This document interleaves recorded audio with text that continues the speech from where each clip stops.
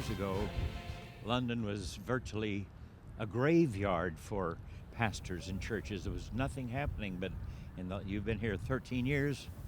What has changed? Well, what's changed? Well, obviously God's doing something. But as you said, 10 years ago it was preacher's graveyard, and Wow. often people would say London's a tough city. Don't expect it to go easy. But in 10 years, there's something's changed now where they say London is now the hotspot for Christianity in England. Okay, was there a sudden spark of some kind, like on the day of Pentecost, or was it simply a gradual coming into the fullness of the Spirit of the Lord?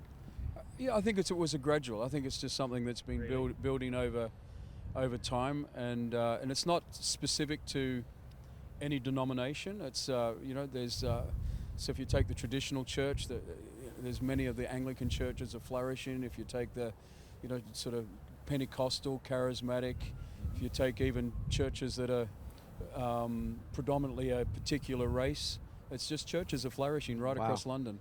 What struck me as we were speaking a little before our program, you said that your church is extremely multicultural. You've got immigrants from virtually how many parts of the world?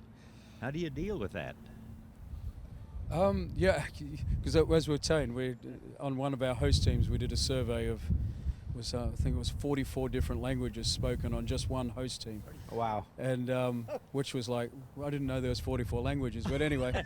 So this, and Wow. You need to speak in tongues. you do. That's without tongues. Yes. And but I think what we try to do is just keep it straight down the line.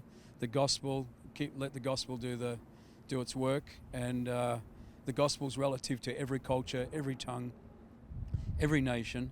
And as long as we keep it to the gospel and not cultural specific, then we can be relevant to everybody.